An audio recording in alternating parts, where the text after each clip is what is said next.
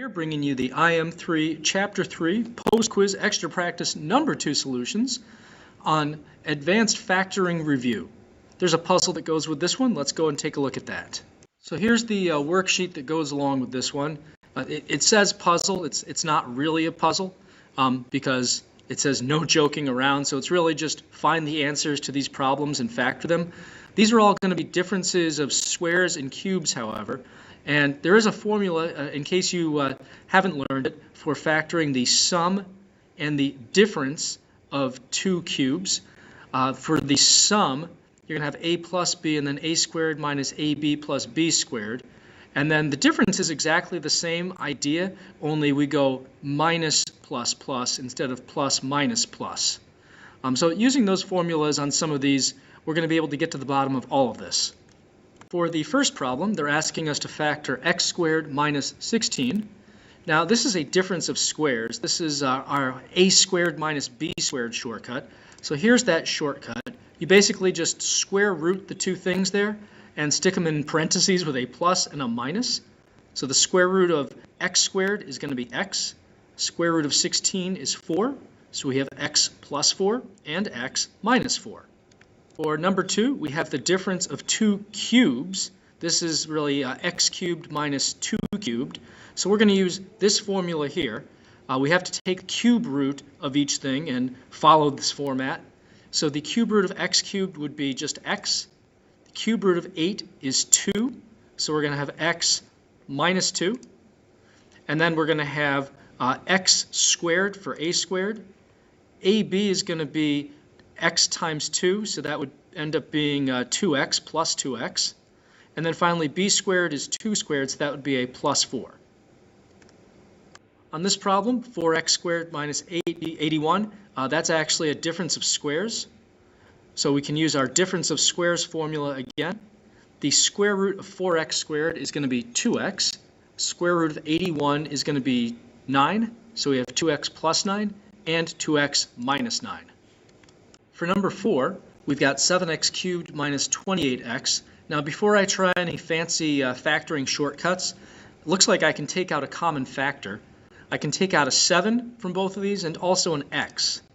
So if I do that, this 7x cubed is now going to be just an x squared, and negative 28x divided by 7x is a minus 4. So it looks like I've got a difference of squares in there. I can use my a squared minus b squared shortcut for that piece of it. So I've got the 7x that I took out initially, don't want to lose that. And then the square root of x squared is x, square root of 4 is 2, so x plus 2 and x minus 2. Start this next one off. I'm going to notice that we have a common factor of 2 that we can take out of both of these, and that's about it. So that'll leave us, if we take that out, with an x cubed plus 27. Now the reason this helps us out is that 27 turns out as a perfect cube, so we can use our sum of cubes formula here, a cubed plus b cubed, and use this format. Let's go ahead and bring down that 2 that we took out, and now we're going to take some cube roots. Cube root of x cubed is just x, so we have x, and then plus the cube root of 27, which is going to be 3, so plus 3. And then we have an a squared, which means x squared this time around. And ab, that's really just x times 3, and it's going to be a minus there, so minus 3x. And then finally we have a b squared, that means 3 squared, so plus 9. For our next problem, we have x to the 4th minus 16. Now this might throw you off since you're used to seeing x squared, but x to the 4th, really x to any even power, is a perfect square. It's whatever half of that exponent was squared. So we can use our a squared minus b squared shortcut on this one. The square root of x to the 4th, that's going to be x to the 4 divided by 2, so x to the 2nd. Square root of 16 is 4, so we have x squared plus 4 and x squared minus 4. Now, before we just move on to the next problem, we can't do anything with x squared plus 4. That's the sum of squares. But the difference of squares, x squared minus 4, we can actually split that up using the very same shortcut we just used on the original. So I've got the x squared plus 4 that I brought down initially. Can't do anything there. But now the square root of this x squared here is going to be an x. Square root of 4 is 2, so we have x plus 2 and x minus 2. For number 7, before we do any fancy formulas, we're going to try a common factor. 32 and 4, those are both divisible by 4. So this breaks down to 8x cubed plus 1y cubed. And now 8x cubed and y cubed, those are both perfect cubes. So I can actually use my sum of cubes formula right here, a plus b and then a squared minus ab plus b squared. So I've got the 4 I took out before. And then I have the cube root of 8x cubed. That's going to be 2x.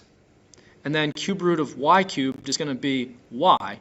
We've got a plus in there, so 2x plus y. And now for a squared, I've got 2x squared. That's going to be 4x squared. And then for minus ab, I've got negative 2x times y, so negative 2xy. And then finally, for b squared, I've got y squared. And that should do it for this problem.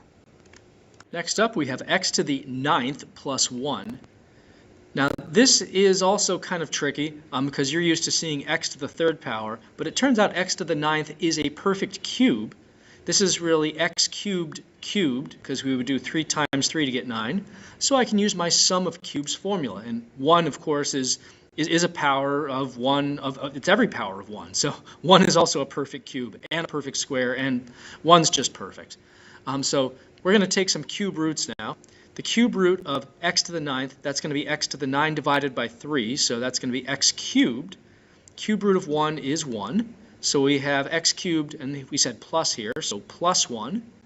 And then now I need a squared, so that's going to be x cubed squared. 3 times 2 gives me a 6 for the exponent on that one. And then ab, that's going to be just 1 times x cubed, so minus x cubed. And then b squared is just 1 squared, which is just 1. Oh, I'm not quite done though. I notice here that I have x cubed plus 1. That first parentheses is actually a perfect cube, just like what we started with. So let me use this formula all over again. Now I'm going to do the cube root of x cubed, which is x. Cube root of 1 is still 1, so that's kind of nice. So we have x plus 1, and now we have x squared. And then it should be minus ab, so minus x cubed times 1, so minus x cubed. Or actually, minus just x. I got caught up with this. We actually have the cube root that we're dealing with here, so just minus 1x. And then finally, b squared, 1 squared, that's still 1. That hasn't changed. And, oh, wait, don't want to forget about this x to the 6th minus x cubed plus 1. We need to bring that down as well. Can't do anything else with it, but we can at least bring it down. For number 9, we have 1,000 x cubed minus 10x. It looks like I can take out a common factor on this, so I better do that. I can take out a 10 and an x. So that gives me 100x squared minus 1.